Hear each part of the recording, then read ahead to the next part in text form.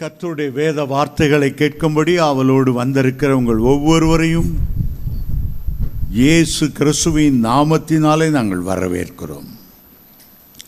தொடர்ந்து ஆவிக்குரிய யுத்தம் செய்வது எப்படி, முழங்கால் யுத்தம் செய்வது எப்படி, நம்முடைய கண்களால் காண முடியாத அந்தகார வல்லமைகளோடு யுத்தம் செய்வது எப்படி, உலக பிரகாரமான ஆயுதங்களை அல்ல ஆவிக்குரிய ஆயுதங்களை உபயோகிப்பது எப்படி என்பதை குறித்து நாம் தொடர்ந்து தியானித்து வருகிறோம். இன்றைக்கும் தியானிக்க போகிறோம். எபேசியர்கள் நிருபம் 6ஆம் அதிகாரம் 11ஆம் வசனத்திலிருந்து சில வசனங்களை நான் வாசிக்க விரும்புகிறேன். எபேசியர் 6ஆம் அதிகாரம் 11ஆம் வசனத்திலிருந்து. எபேசியர் 6:11.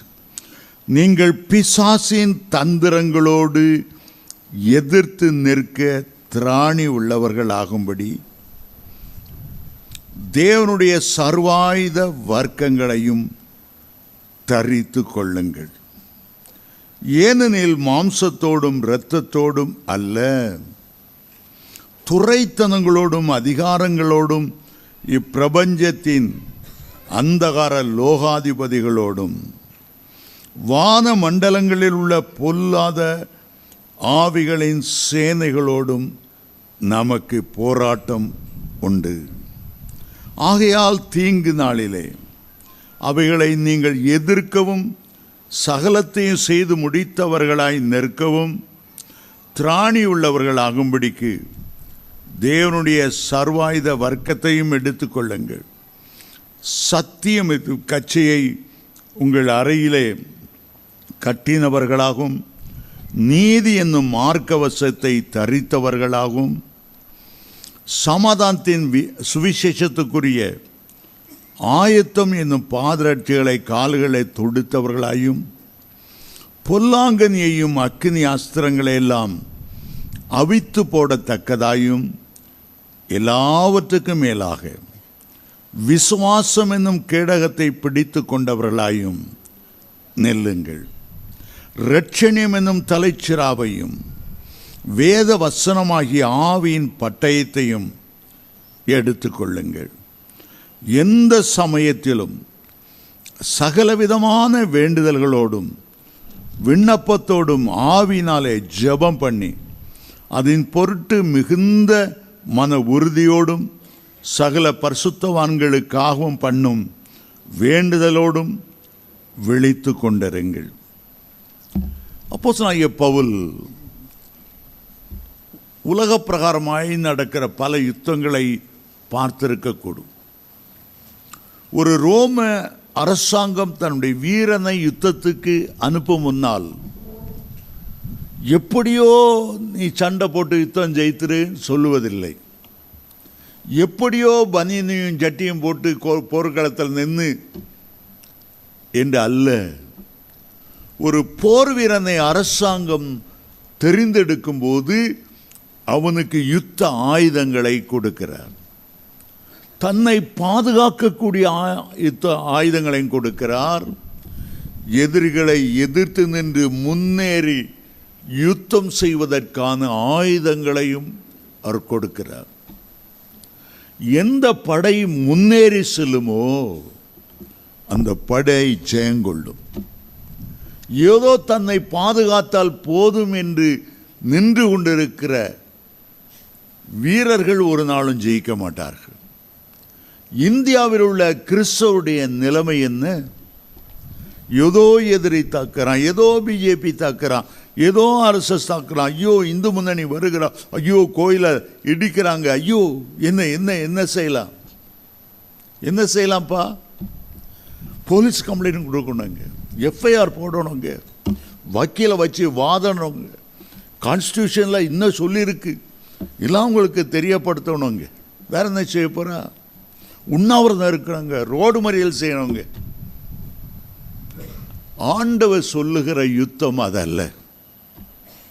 ஆண்டவர் சொல்லுகிற யுத்தம் அதல்ல.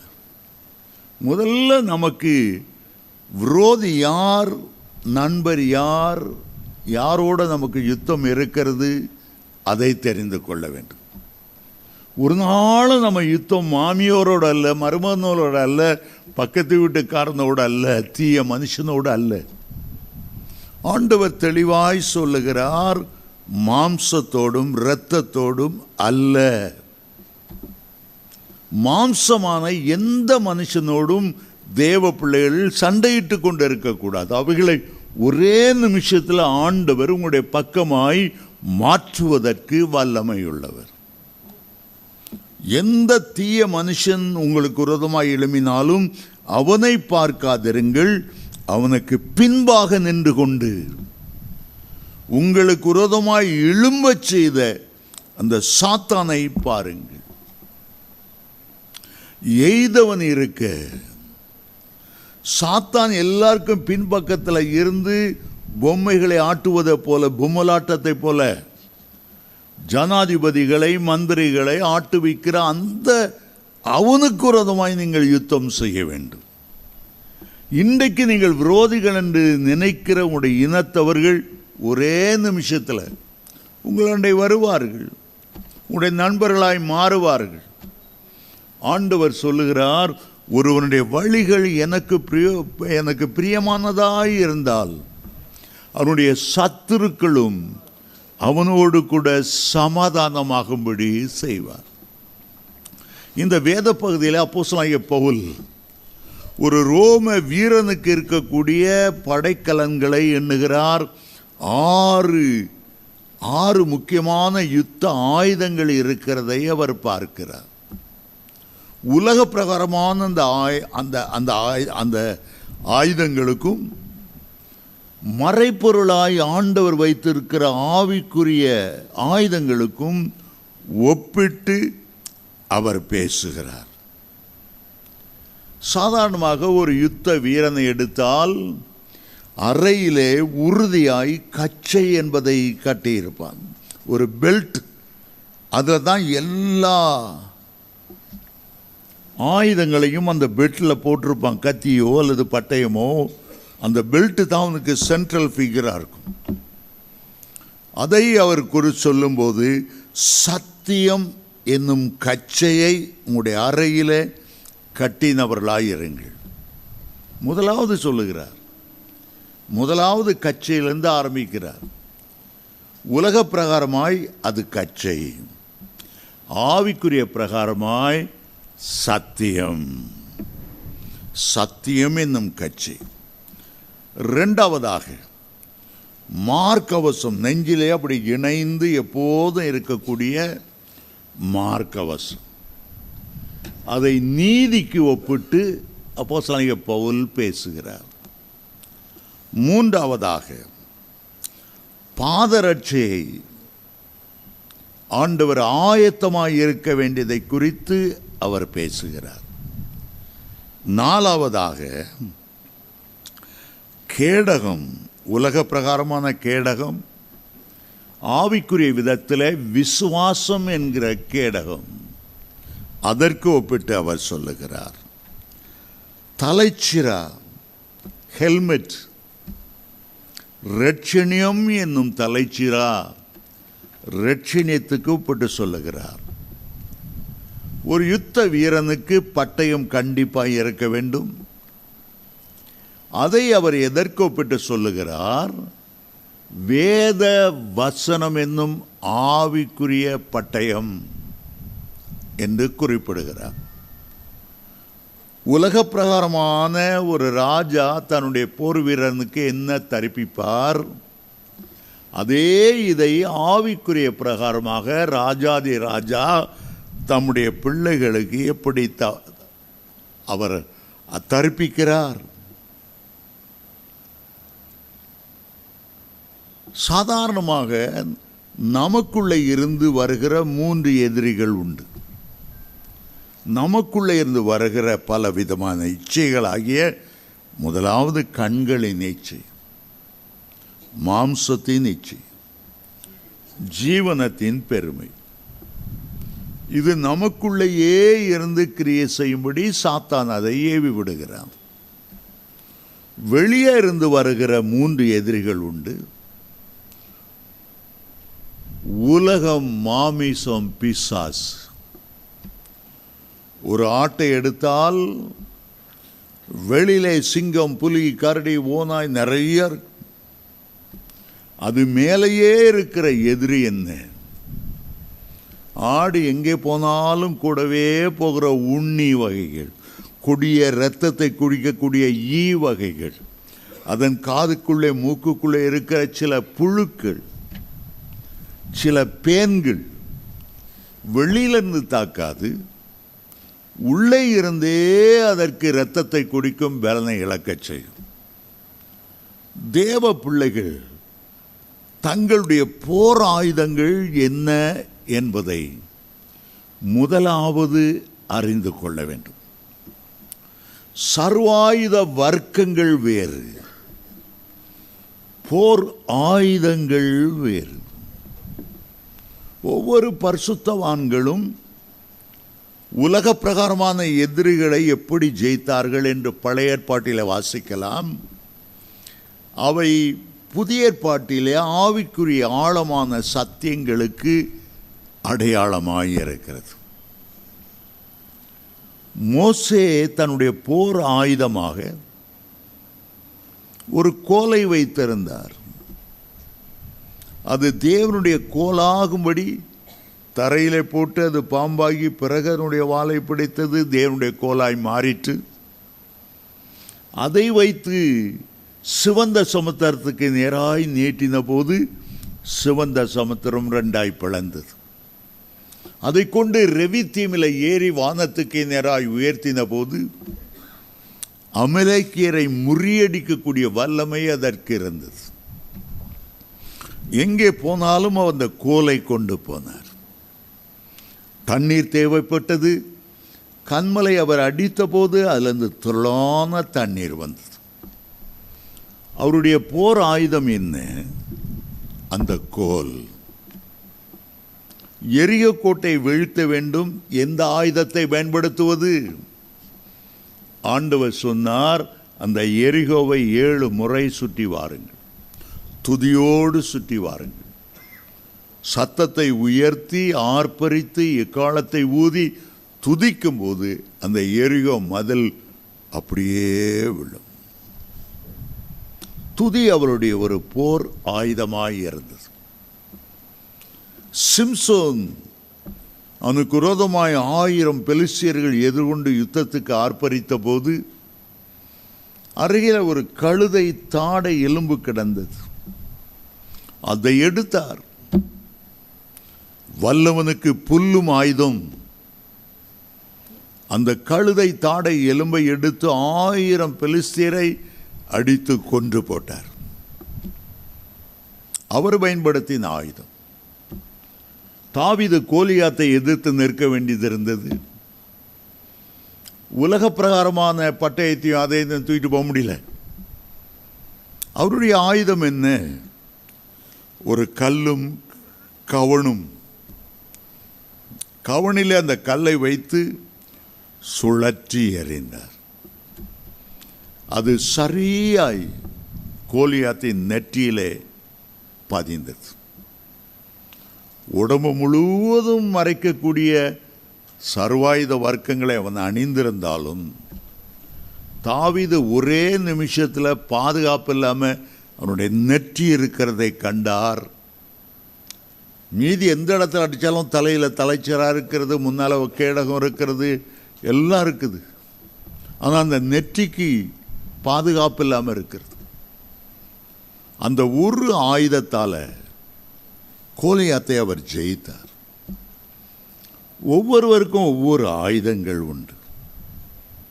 ஆனால் தேவனுடைய பிள்ளைகள் ஒன்றை நாம் முதல்ல தெரிந்து கொள்ளணும்.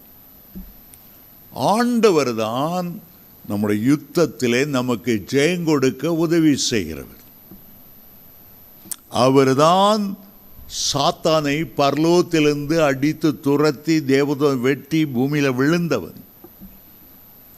அவருடைய பெயரே சேனைகளின் கர்த்தர் என்பது. தாவீது அவருடைய பெயரை சொல்லும்போது இஸ்ரவேலின் இராணுவங்களின் தேவனாகிய கர்த்தருடைய நாமத்தில் வருகிறேன் என்று சொன்னார்.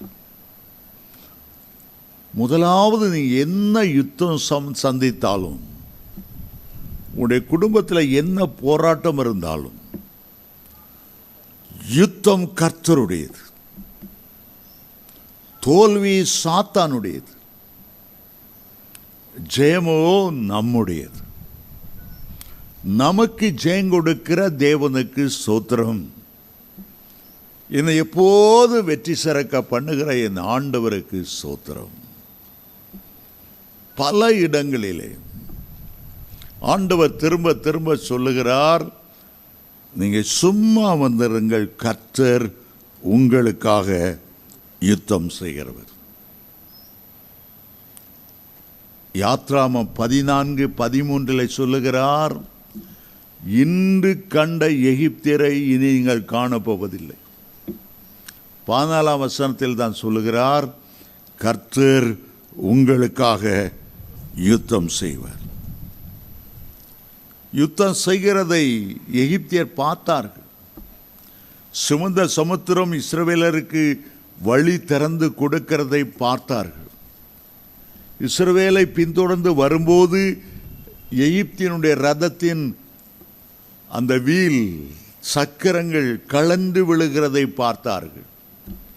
அவர்களால் முன்னே சென்று யுத்தம் செய்ய முடியாதபடி ஒரு மேகம் அவர்களை தடுத்து கொண்டு நிற்கிறதை பார்த்தார்கள். யாத்ராமம் 15:25 சொன்னார்கள், கர்த்தர்தாமே இஸ்ரவேலருக்கு ஆதரவாக துணை நின்று எகிப்தியருக்கு விரோதமாய் யுத்தம் பண்ணுகிறார் என்பதை கண்ணால கண்டு அவர்கள் சொன்னார். ஒரு மேக சம்பவம் அவர்களுக்கு நடுவில் நின்றது, இஸ்ரவேலருக்கு ஒளியை கொடுத்தது.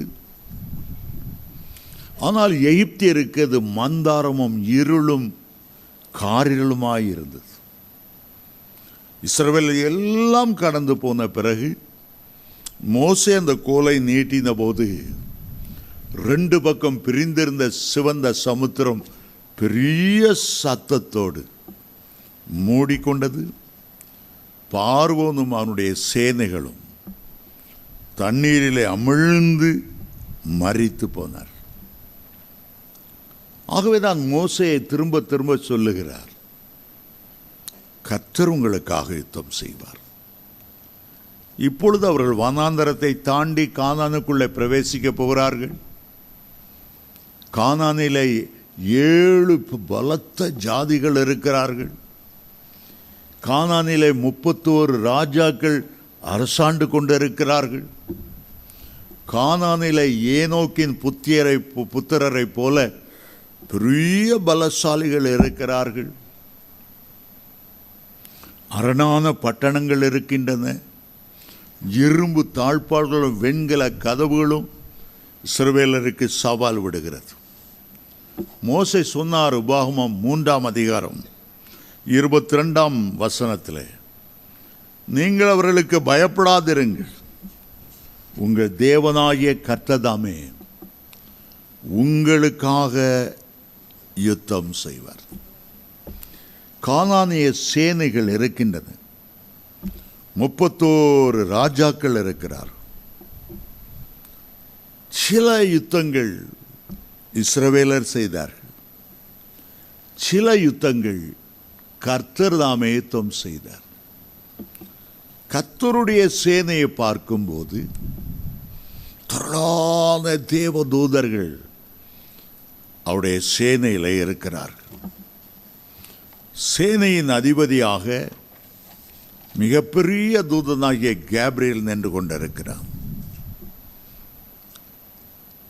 தெபொராள் சிசரோவோடு யுத்தம் பண்ணும்போது நட்சத்திரங்கள் தங்கள் அயனங்களிலிருந்து யுத்தம் செய்தன. நட்சத்திரங்கள் வந்து யுத்தம் செய்தது. சாமுவேல் காலத்திலே பெலிஸ்தியர் யுத்தத்துக்கு வந்தபோது வேதம் சொல்லுகிறது, பலத்த இடி முழக்கத்தை ஆண்டவர் கட்டளையிட்டார். பலத்த மின்னல் தாக்கி ஆயிரக்கணக்கான பேர் செத்தார். கல் மழையை அனுப்பினார். அந்த மழையினால அந்த சேதம் பட்டது. இன்னொரு தடவை 3 இடத்துல அந்த கானானியர் யுத்தம் பண்ண வந்த போது குளவிகளை ஆண்டவர் அனுப்பி யுத்தம் செய்தாராம். குளவிகள் 3 இடத்துல வாசிக்கிறோம். எதிரிகளுக்கு விரோதமாக யுத்தம் செய்யும் போது குளவிகள். அசிரியா ராஜா தேவனுடைய பிள்ளைகளுக்கு பயமுறுத்தின கடிதங்களை எழுதின போது எசேக்கியா ராஜா தேவாலயத்துக்கு அந்த கடிதங்களை கொண்டு போய் விரித்து வைத்து ஜெபம் பண்ணின போது ஆண்டவர் ஒரு தூதனை அனுப்பினார். உள்ளே போய் 25,000 பேரை 1,85,000 பேரை சங்கரித்து விட்டு போய்விட்டார். ஆண்டவர் சில வேளைகளை இறங்கி யுத்தம் செய்கிறார். எகிப்தில் உள்ள பார்வோன் இஸ்ரவேல் ஜனங்களை விடமாட்டேன் என்று சொன்னபோது 10 வாதைகள், பயங்கரமான வாதைகள். முதல் வாதையாக எகிப்தில் உள்ள எல்லா தண்ணீர்களும் இரத்தமாய் மாறினது. பெண்கள் வந்தது, வண்டுகள் வந்தது, தவளைகள் வந்தது, வெட்டுக்கிளிகள் வந்தது, பயங்கரமான கொப்பளங்கள் வந்தது, எரி கொப்பளங்கள் ஒவ்வொருவர் மேலே வந்தது. ஆண்டவரே யுத்தம் பண்ணினால் கடைசி சொன்னார், பஸ்கா ஆட்டுக்குட்டிய இரத்தத்தை தெளிங்க. எந்தெந்த வீடுகளில் நிலைக்கால்களில் ஜன்னல்களிலே அந்த இரத்தம் பூசப்படாமல் இருக்கிறதோ உள்ளே உள்ள எல்லா ஆண் பிள்ளைகளையும் சங்கரிங்க. அது ஆடா இருந்தாலும் மாடாட்டா இருந்தாலும் முதல் பிறந்தது சங்கார் பண்ண கிடவுது. காரணம் ஆண்டவர் யுத்தம் செய்கிறார். எகிப்தில் பார்வோன் பெரிய ராஜாவாக இருக்கும்போது ஆம்பளை பிள்ளைகள் எல்லாம் தண்ணிக்குள்ளே நைல் நதிக்குள்ளே போட்டுருணும்னு சட்டம் பிறப்பித்தான். அவர் ராஜாவாக இருக்கும்போது மருத்துவச்சிகளை பார்த்து ஆம்பளை பிள்ளை பெற்றா அப்பயே கொன்றுங்க. ஆண்டவர் பழி வாங்கினார். ஆண்டவர் யுத்தம் செய்தார்.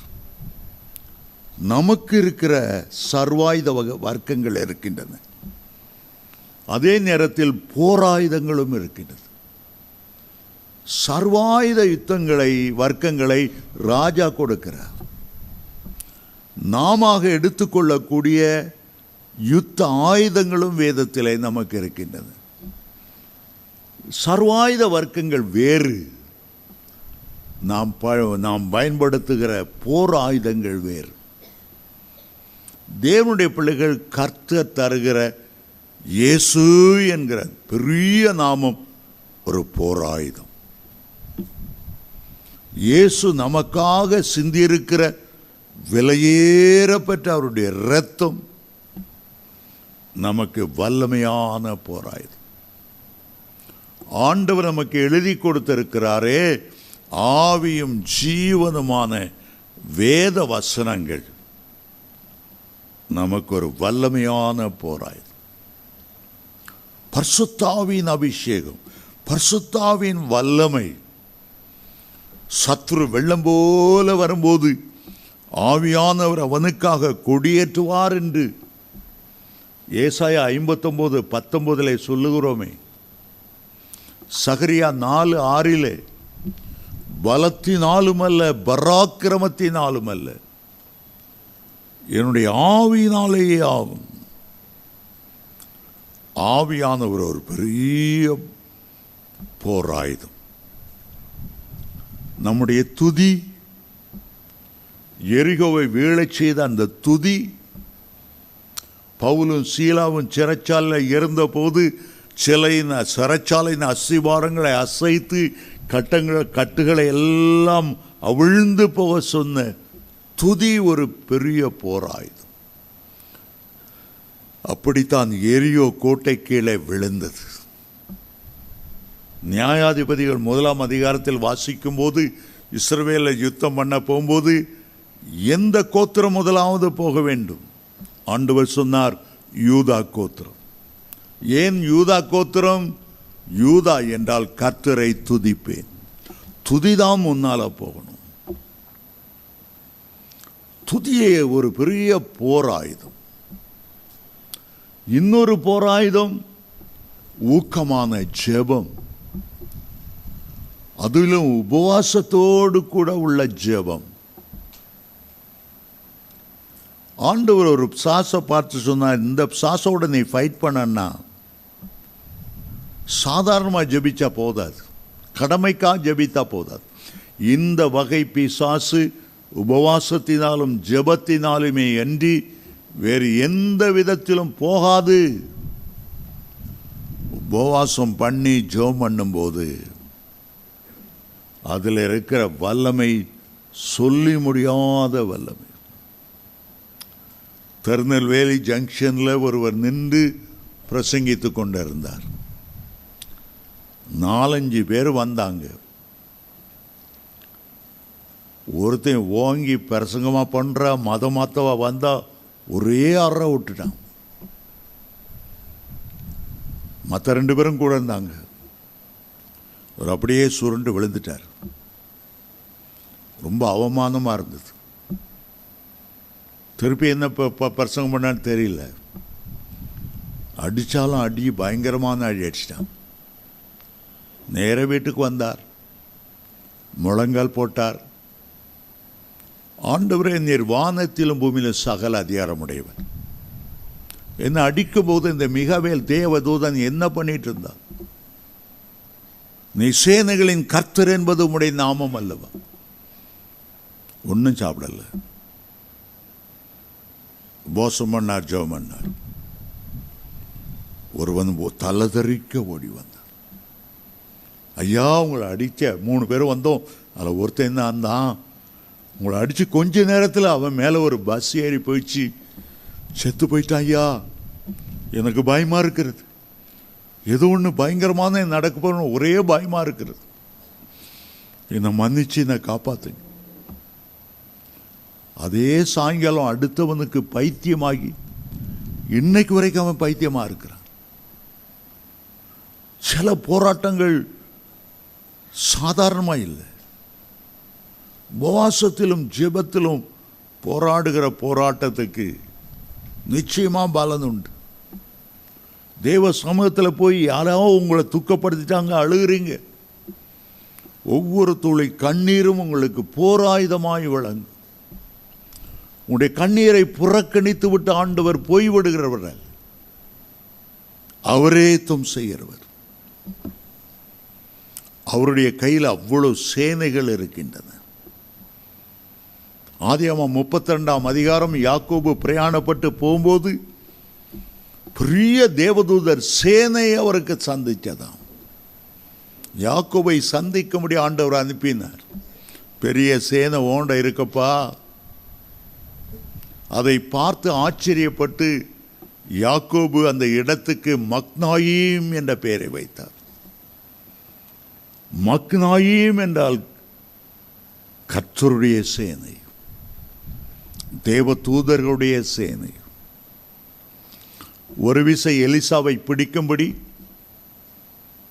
அசிரிய ராஜா பெரிய படை அனுப்பியிருந்தான், ஒரு மனுஷனை பிடிக்கும்படி.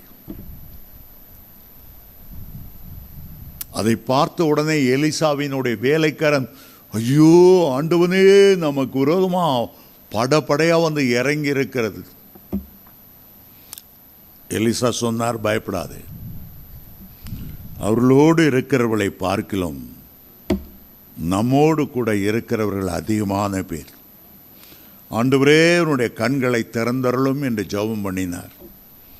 அவனுடைய கண்கள் திறந்தபோது அந்த மலை முழுவதும் தனக்கு ஆதரவாய் இருக்கும்படி கர்த்தர் அக்கினி ரதங்களையும் குதிரைகளையும் சேனை சேனையாய் அனுப்பினாராம்.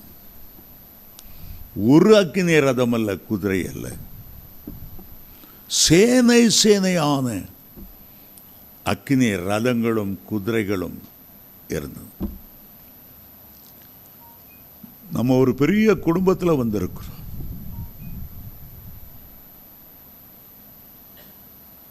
தாவீது சொல்லுகிறார், சேனைகளின் கர்த்தர் நம்மோடு இருக்கிறார், யாக்கோபின் தேவன் நமக்கு உயர்ந்த அடைக்கலமானவர் என்று சங்கீதம் 46:10 நம்ம வாசிக்கிறோம். நீங்கள் அமர்ந்திருந்து நானே கர்த்தர் என்று அறிந்து கொள்ளுங்கள். அவர் வழக்காடுகிறவர், அவர் யுத்தம் செய்கிறவர், அவர் உங்களுக்காக யாவையும் செய்து முடிக்கிறவர். நீங்கள் அவரை அறியாத காலத்தில் கூட உங்களுக்கு அவர் உதவி செய்ய வேண்டும் என்று கல்வாரி சிலுவை நோக்கி பார்த்தார். கல்வாரி சிலுவிலே சாத்தானை சந்தித்தார். இயேசுவின் இரத்தத்தினாலே அவனுடைய தலையை நசுக்கென்று நசுக்கினார். அவனுடைய தலை சாவுக்கு ஏதுவானதாய் காயப்பட்டிருந்தது என்று வெளிப்படுத்தின விசேஷத்திலே வாசிக்கிறோம். சேனை சேனையான வீரர்கள். ஆண்டவர் எசேக்கியேலை ஆவிக்குள்ளாக்கினார். எலும்புகள் நிறைந்த பள்ளத்தாக்கிலே நின்றார்கள். எசேக்கியேலை பார்த்து கேட்டார், இந்த எலும்புகள் உயிரடையுமா? எசேக்கியேல் சொன்னார், இவ்வளோ திரளா?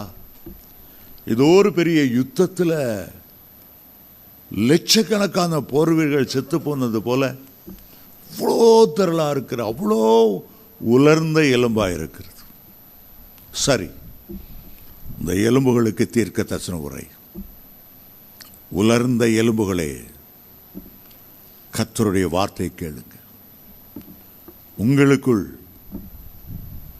ஆண்டவர் நரம்புகளை உண்டாக்குவார், மாம்சத்தை உண்டாக்குவார், தோலினால் மூடுவார், பிறகு ஆவியை கட்டளையிடுவார். அப்பொழுது நீங்கள் உயிர் அடைந்து, வேதம் சொல்லுகிறது, பெரிய தேவ சேனையாய் அவர்கள் மாறிவிட்டார்கள். முன்பு அவர்கள் உலர்ந்த எலும்புகள், இப்போது அவர்கள் காலூன்றி நிற்கிற தேவ சேனை. விசுவாசிகள் உலகம் எங்கும் ஒரு பெரிய சேனை போல இருக்கிறார். சேனை போல இருக்கிறார். 2 மாதத்துக்கு முன்னால எனக்கு உடம்பு சரியில்லை. வாட்ஸ்அப்பில் எழுதினேன், எனக்கா ஜெபம்னுங்க. மயக்கமாக இருக்கிறது. எல்லாரும் எழுந்தாங்க. கண்ணீரோடு ஜெபிக்கிறோம், உபவாசம் பண்ணி ஜெபிக்கிறோம், சர்ச்சில் எழும்பி ஜெபம். அவ்வளோ விசுவாசிகள், சேனை சேனையாக இருக்கிற விசுவாசிகள் ஒன்று சேர்ந்து ஜெபித்தா என்ன ஆகிறது? கர்நாடகா மாநிலத்தில் ஆண்டவர் செய்த பெரிய மாற்றம் மனுஷனால் செய்ய முடியாதது. ஆண்டவர் அந்த மாற்றத்தை கொண்டு வந்தார். சின்ன காரியமோ பெரிய காரியமோ, விசுவாசிகளெல்லாம் ஜெபம் பண்ணும்போது எனக்கு பிரச்சனை தீர்ந்தது மட்டும் இல்லை, சின்ன சின்ன பிரச்சனை, சின்ன சின்ன பலவீனம், சின்ன சின்ன வியாதி, சின்ன சின்ன சொரியல் ஊரல் கூட இல்லாதபடி முற்றிலுமாக சுகமாக ஆண்டவர் உதவி செய்தார். ஏன்னா ஜெபிக்கும் போது அவ்வளோ பேர் நமக்காக பாரம் எடுத்து ஜெபிக்கிறார்கள். விசுவாசிகளுடைய ஜெபம் மகா வல்லமை உள்ள ஜெபம். நாம் ஒரு பெரிய குடும்பத்தில் வந்திருக்கிறோம். இந்த குடும்பம் மிகப்பெரிய குடும்பம். அது கர்த்தருடைய குடும்பம். அவருடைய குடும்பத்தில் கேராபீன்கள், சேராபீன்கள், ஆயிரக்கணக்கான தேவதூதர்கள், விடிய காலத்து நட்சத்திரங்கள், சேனை சேனையாக அக்கினி ரதங்கள், குதிரைகள், உலகமெங்கு விரிந்து கிடக்கிற தேவனுடைய பிள்ளைகள், ஜெப வீரர்கள் இருக்கிறார். கர்த்தருடைய குடும்பத்தில் நம்ம மைனாரிட்டியாக இல்லை, நம்ம தான் மெஜாரிட்டியாக இருக்கிறோம். நம்ம தான் மெஜாரிட்டியாக இருக்கும். சாத்தானோடு இருக்கிறவனிலும் நம்மோடு கூட இருக்கிறவர் பெரியவர். அவனோடு கூட இருக்கிற யுத்த வீரர்களை பார்க்கலும் நம்மோடு கூட இருக்கிற தேவதூதர்கள் அதிகமான பேர். உலகத்தார் எவ்வளவு யுத்தங்களை கொண்டு வந்தாலும் அக்கினி ரதங்களையும் குதிரைகளை வைத்து ஆண்டவருக்கு முன்பாக எதிர்த்து நிற்கவே முடியாது. பூமியில் மட்டுமல்ல, வானமண்டலத்திலும் யுத்தம் உண்டானது என்று வெளிப்படுத்தல் 12:7 வாசிக்கிறோம். வானத்திலே யுத்தம் உண்டாயிற்று. ஆண்டவர் என்ன யுத்த ஆயுதங்களை பயன்படுத்தினார்? என்ன சர்வாயுத வர்க்கங்களை பயன்படுத்தினார்? ஒன்றுமில்லை. வானமண்டலத்தில் உள்ள பொல்லாத ஆவிகள் சேனைகள் நிறைந்திருக்கிறது. துரைத்தனங்கள், அதிகாரங்களை, பிரபஞ்சத்தின் லோகாதிபதிகள், வானமண்டலத்தில் உள்ள பொல்லாத ஆவிகளின் சேனைகள், உலகத்தின் அதிபர் எல்லாம் அங்கே நிற்கிறாங்க. ஆண்டவர் மிகாவேல் தூதனை அனுப்பினார். வேதம் சொல்லுகிறது, மிகாவேலும் அவனைச் சேர்ந்த தூதர்களும் சாத்தானோடும் அவனுடைய எதிரிகளோடும் யுத்தம் செய்தார்கள். சாத்தான் ஜெயங்கொள்ளவில்லை. அவனை வெட்டி இறக்கினார்கள். அந்த வசனம் சொல்லுகிறது, வெளிப்படுதல் 12:8, அங்கே இருந்த ஆவிகள் இருந்த இடம் கூட தெரியாமல் போயிட்டார். நமக்கு ஆண்டவர் சொல்லுகிறார், அந்த ஆவிகளின் சேனைகளோடு உங்களுக்கு போராட்டம் உண்டு. அந்த வசனத்தை வாசிக்கும் போது எபேசியர் 6:12 இவ்விதமாய் சொல்லுகிறது, ஏனெனில் மாம்சத்தோடும் இரத்தத்தோடும் அல்ல. வரிசை அவர் எழுதுகிறார், இப்பிரபஞ்சத்தின் லோகாதிபதிகளோடு, துரைத்தனங்களோடும் அதிகாரங்களோடும், வானமண்டலத்தில் பொல்லாத ஆவிகளின் சேனைகளோடும், இப்பிரபஞ்சத்தின் லோகாதிபதிகளோடும் உங்களுக்கு போராட்டம் உண்டு. சரி, இன்றைக்கு நாம் சர்வாயுத வர்க்கங்களை குறித்து ஒரு 15 நிமிடங்கள் பேச விரும்புகிறேன். நேரம் இல்லை. இந்த சர்வாயுத வர்க்கங்கள் இல்லாத போராயுதங்கள் இன்னும் ஒரு 6 அல்லது 7 அடுத்த வாரத்தில் நான் உங்களுக்கு பேச விருப்பப்படுகிறேன். இங்கே குறிப்பிட்டிருக்கிற அந்த 7 சர்வாயுத வர்க்கங்களும், இந்த 7 இல்லாத போராயுதங்கள் தொடர்ந்து நான் பேச விரும்புகிறேன். முதலாவது எடுத்து அதே வசனத்தை வாசிக்குங்க. எபேசியர் 6:14 சொல்லுகிறது, சத்தியம் என்னும் கச்சையை உங்கள் அறையிலே கட்டினவர்களாகும். முதல்ல ஒரு கச்சையை பற்றி சொல்லுகிறார், ஒரு பெல்ட்டை பற்றி சொல்லுகிறார். உன்னுடைய இடுப்பில் டைட்டாக கட்டிக்கோ. அந்த கட்டுகிற அந்த பெல்ட்டுக்கு என்ன பேராம்? சத்தியம். அந்த பெல்ட்டை கட்டுறது எதை குறிக்கிறது? ஒரு உறுதியை குறிக்கிறது, ஒரு தீர்மானத்தை குறிக்கிறது. கர்த்தருடைய வருகை பரிந்தும் நான் தீர்மானமாய் கர்த்தருக்குள்ளே ஓடுவேன், யுத்தம் செய்வேன், ஜெயிப்பேன். அப்போஸ்தலனாகிய பவுல் பிலிப்பியர் 3:13-14 சொல்லுகிறார், ஒன்று செய்கிறேன், பின்னானவைகளை மறந்து முன்னானவைகளை நாடி கிறிஸ்து இயேசுவுக்குள் தேவன் அழைத்த பரம அழைப்பின் பந்தய பொருளுக்காக இலக்கை நோக்கி தொடர்கிறேன். அதற்காக சத்தியம் என்னும் கச்சையை அறையிலே கட்டிக்கொள்ளுகிறேன். ஒரு தீர்மானம். அறையை கட்டிடும். ஏன் அறையை கட்டணும்? எங்கள் கிராமத்தில் சில நேரம் இந்த கிணத்து பக்கம் போனால் ஒவ்வொருத்தரும் 20 குடம் 30 குடம் 40 குடம் தண்ணி எடுப்பாங்க. எங்கள் தோட்டத்துக்கு ஒரு பாட்டியமாக வெயில் காலத்தில் கொண்டு ஊற்றுவாங்க. ஒவ்வொரு குடத்துக்கு இவ்வளோ காசுன்னு காசு வாங்கிக்குவாங்க. அந்த தண்ணி எடுக்கிறதுக்கு முன்னால் அவங்க பாவடையை நல்லா இறுக்கி கட்டிக்குவாங்க. எங்கள் ஊரில் மீன் வியாபாரிகள் உண்டு. கடற்கரையிலேருந்து இந்த மீன்களை வாங்கி 20 கிலோமீட்டர் அந்த காலத்தில் ஓடுவாங்க. இப்போ தான் பஸ்ஸு லாரியெல்லாம் வந்துட்டு, பஸ்ஸு லாரி வந்தால் கூட இவ்வளோ மீன்களை பஸ்ஸில் ஏற்ற மாட்டான். 2 பக்கம் ஒரு தோள் பட்டை இருக்கும், இந்த பக்கம் ஒரு கூடை இருக்கும், அந்த பக்கம் கூடை இருக்கும்.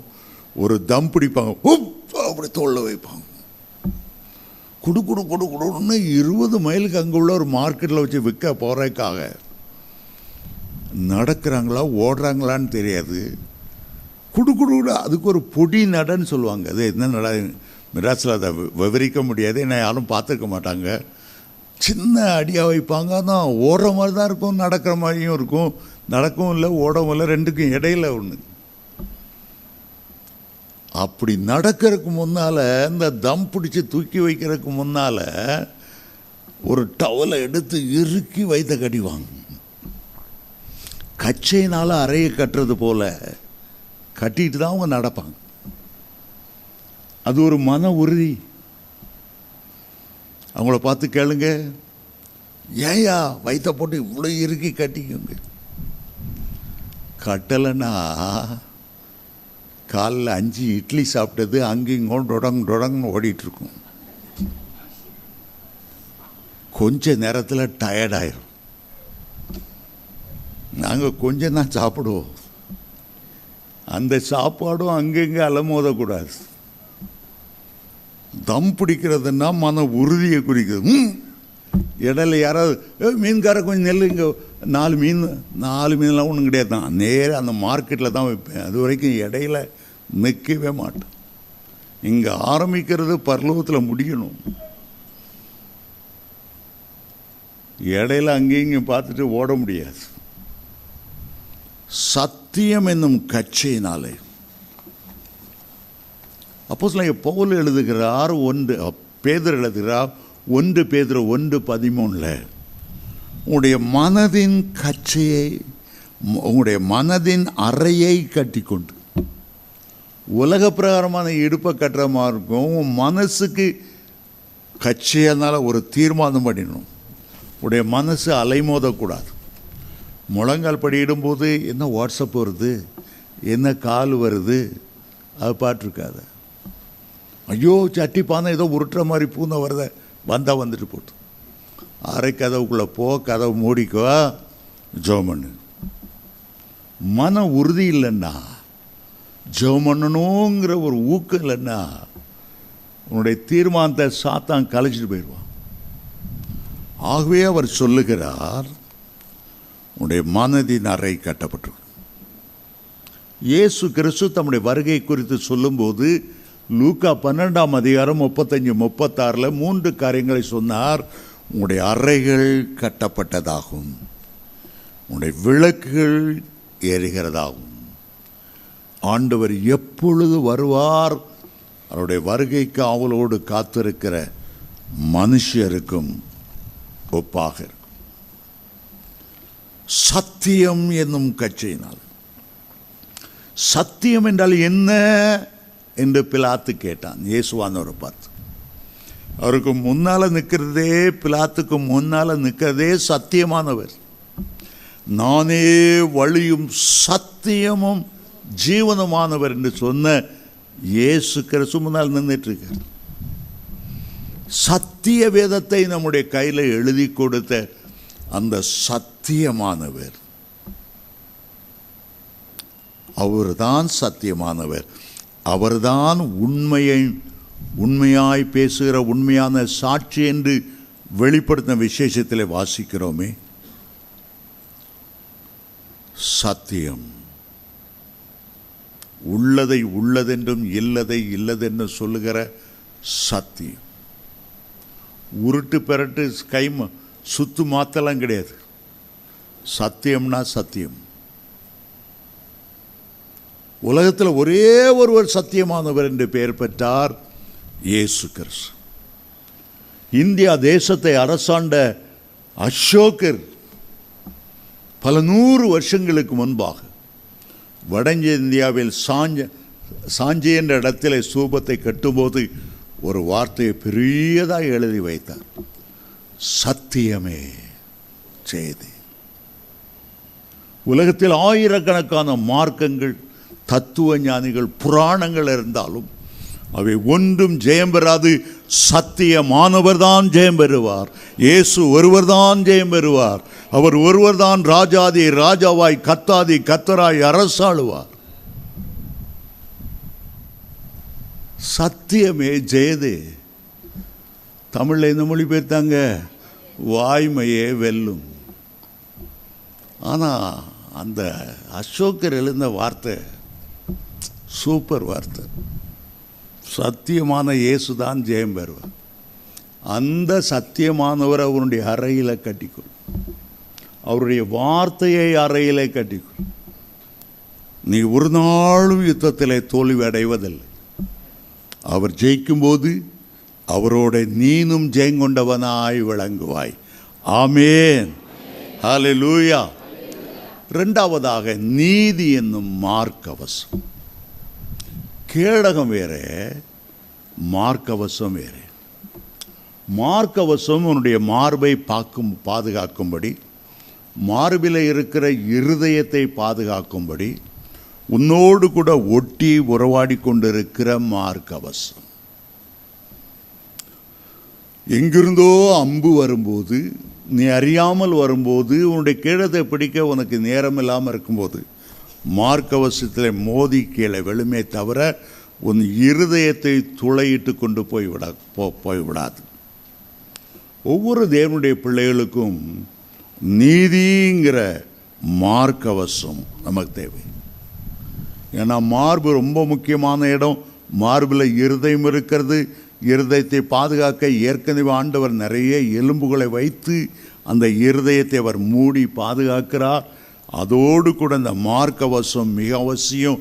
இருதயம் என்பது அன்பினுடைய இடம், ஆண்டவரை நேசிக்கிற ஒரு இடம். அந்த இருதயத்துக்கு பாதுகாப்பு வேண்டும்டா நீதி என்கிற மார்க்கவசம் என்று சொல்லுகிறார்.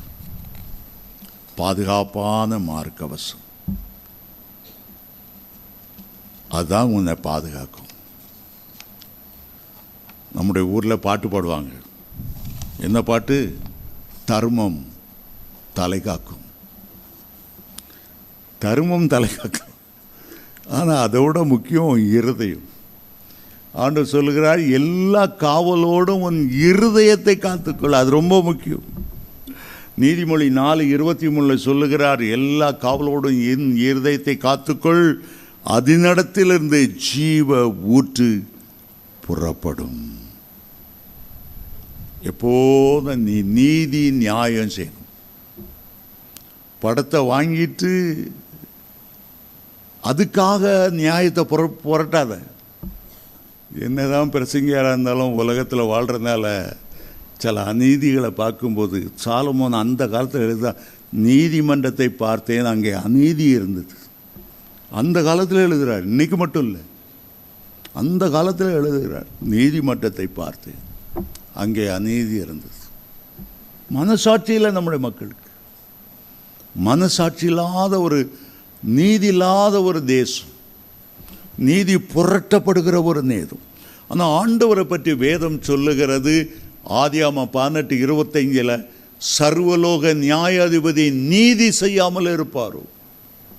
அவர் நீதி செய்கிறார். அவருடைய நீதி தான் நமக்கு மார்க்கவசமாய் விளங்குகிறது. மூன்றாவதாக, போகிற பார்க்க பார்த்தா நான் டைம் முடிச்சுக்கிற மாட்டேன் மாதிரி தெரியுது, என்றாலும் பரவாயில்ல.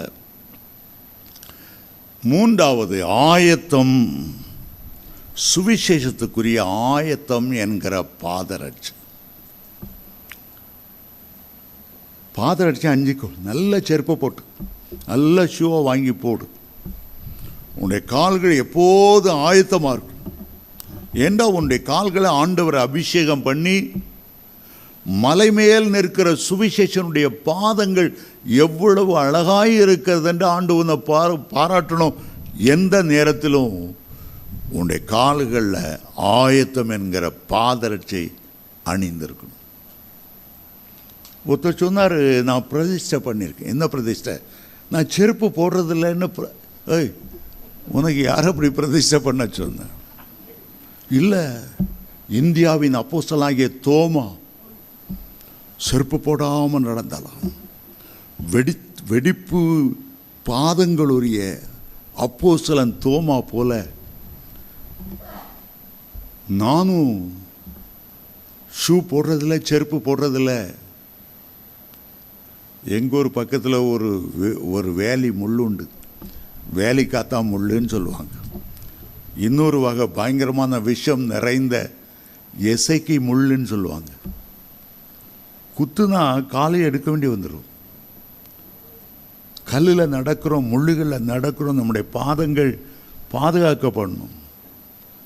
ஐயா பிரசங்கியார ஏன் அந்த முடிவெடுத்து இயேசுநாதர் செருப்பு போட்டிருந்தார் உங்களுக்கு தெரியுமா? இயேசுநாதர் செருப்பு போட்டிருந்தாரா? என்ன பிரதர், இயேசு எப்போ ஜெபம் பற்றி செருப்பு போட்டார்? எந்த சைஸ் செருப்பு போட்டார்? ஷூவா போட்டார்? இயேசு செருப்பு போட்டிருந்தார், பாதரட்சரை போட்டிருந்தார். பைபிள் எங்கே ஆதாரம் காட்ட முடியுமா? ஓ, காட்டுறேன். யோவான் சாணன் சொன்னார், எனக்கு பின்னால் ஒருத்தர் வருகிறார், அவருடைய போட்டிருந்தார போடலையா? போட்டிருந்தார போடலையா? போட்டிருந்தார். எந்த இடத்துல அவர் நடந்து போவார். கல்லில் நடப்பார், முள்ளில் நடப்பார். சாதாரண காலில் மிதிக்கலை, அவர் ஷூ போட்டு தான் மிதிச்சார், செருப்பு போட்டு தான் மிதிச்சார், பாதட்டி அணிந்தான் மிதிச்சார். இல்லைன்னா ஸ்ட்ராங்காக விழாது அவன் தலையில். அதான் ஒரு ஊழியக்காரர் சொன்னார், சாத்தானுக்கு ஏதாவது தெரியப்படுத்தணுன்னா உன் ஷூக்கு பின்னால் எழுதி அவனுக்கு காட்டு. ஏன்டா விளையாடு, நான் மிதிச்சு போடுவேன். மிதிச்சு ஏற்கனவே இயேசுனார் மிதிச்சு வச்சிருக்காரு. சர்ப்பங்களை மிதிக்கவும் சர்வ வல்லமையை உனக்கு தாரேன்னு சொல்லியிருக்காரு. சிங்கத்தின் மேலே நடப்பா, விரேன் பாம்பை மிதிப்பான்னு சொல்லியிருக்காரு. உனக்கு செய்ய வேண்டிய சொல்கிற வார்னிங்கை என் ஷூவில் எழுதி உனக்கு காட்டுறேன். ஒழுங்காரு மரியாதையார். ஆயத்தம் என்னும் பாதரட்சி. என்னை ஒன்றை சொல்லி நான் முடிச்சிட்றேன், ஏன்னா நேரம் இல்லை, நீங்கள் வீட்டுக்கு போகணும். அடுத்தது தான் கேடகம் வருகிறது. ஆயுதங்களை 2 பகுதியாக பிரித்து கொள்ளலாம். ஒன்று, நம்மை பாதுகாப்பதற்கு தற்பாதுகாப்பு ஆயுதங்கள். அடுத்தது, எதிரியை தாக்கக்கூடிய ஆயுதங்கள். ஒன்று காக்கக்கூடிய ஆயுதம், அடுத்தது தாக்கக்கூடிய ஆயுதம். பாதரட்சை நம்மை காக்கிறது, மார்க்கவசம் காக்கிறது. இதே போல் இந்த இடத்துல கேடகம். எந்த இடத்திலிருந்து சாத்தானுடைய அக்கினி ஆஸ்திரங்கள் புறப்பட்டு வருகிறதோ, எந்த இடத்திலிருந்து ஏவுகணைகள் வருகிறதோ, சதாம் ஹுசைன் உயிரோடு இருக்கும்போது எருசலேமை நோக்கி ஸ்கட் என்று சொல்ல ஏவுகணைகளை அனுப்பினான். இஸ்ரவேலர் பேட்ரியாட் என்று இன்னொரு ஏவுகணை அனுப்பி வானத்தில் 2 அடித்து நொறுங்கி கீழே விழுந்தது. எந்த பக்கம் ஈட்டி வருமோ, எந்த பக்கம் அம்பு வருமோ, எந்த பக்கம் பட்டயம் வருமோ, அந்த மார்க்கவசத்தை அந்த கேடகத்தை நீங்கள் எடுத்துக்கொள்ளுங்க. கேடங்களை பிடித்து எப்போது நெல்லுங்க. அதற்கு வேதம் சொல்லுகிற ஒரு வசனம், விசுவாசம் என்னும் கேடகம். எப்படி கேடகம் அவனுக்கு பாதுகாப்பாக இருக்கிறதோ, அதுபோல விசுவாசம் நம்மை பாதுகாக்கிறது.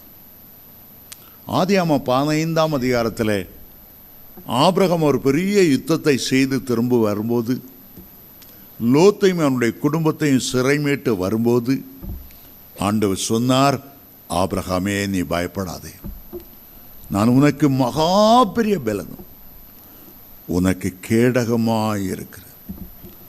உன்னை தாக்க வரும்போது அது என்ன தாக்கட்டும், உன்னை தாக்கக்கூடாது. உன்னை நான் மூடிக்கொண்டு இருக்கிறேன். நீ கிறிஸ்து இயேசுவுக்குள்ளா ஞானஸ்நானம் பெறும்போது கிறிஸ்துவையே நீ அணிந்திருக்கிறாய். உன்னை தாக்குகிறவன் உன்னை அல்ல, உன்னை தாக்குகிறவன் என்னையே தாக்குகிறான். ஒன்றும் உனக்கு நேரிட்டு விடவே கூடாது.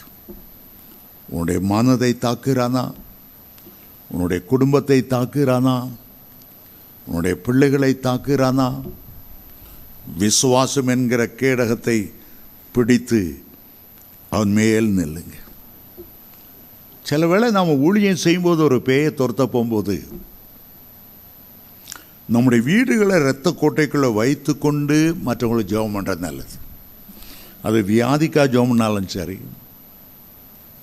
அது சாஸ்களுக்காக ஜெபம் பண்ணாலும் சரி. நான் பல வருஷங்கள் டாக்டர் கிளிஃபர்ட் குமாரோட ஊழியம் செய்ய போயிருக்கேன். அவரை போல எந்த வீட்டில் பிரச்சனைனாலும் ராத்திரி பல நடந்து போகிறவர். நிறைய பேய்கள் தான், கிராமங்களுக்கு போனால் நிறைய பேய்கள். ஆனால் எப்போது அவர் பேயை துரத்த போனாலும் முதல்ல என்ன செய்வார் தெரியுமா? என்னையும் என் குடும்பத்தையும் இரத்த கோட்டைக்குள்ளே மறைத்து கொள்ளுகிறேன். நீர் கேடகமாக இருப்பீரா. அது பேர் தான் துரத்துவார். ஒரு ஊழியக்காரர் ஒரு அம்மாவுக்கு தற்கொலாவி இருந்தது. காரில் வந்தாங்க.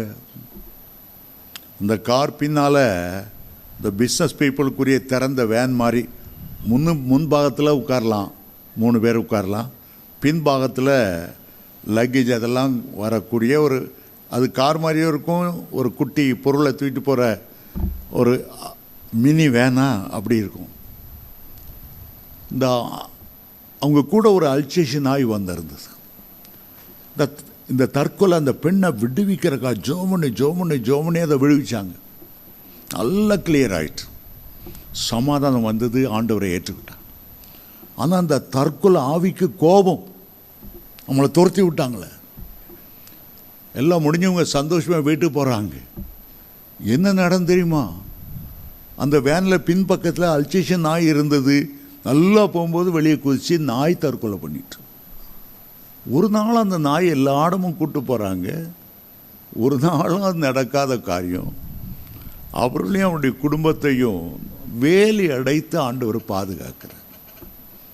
யோபையும் அவனுடைய குடும்பத்தையும் ஆண்டவர் வேலி அடைத்து பாதுகாத்தார். அதான் கேடகம். நம்முடைய குடும்பத்துக்கு ஒரு கேடகம் தேவை. மந்திரவாதிகள் பெருகிவிட்டார்கள்.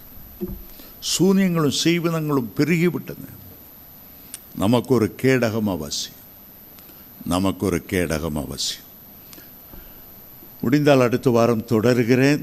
மற்ற போராயுதங்களை குறித்தும் அடுத்த வாரம் நான் பேசுவேன். தொடர்ந்து வாருங்கள்.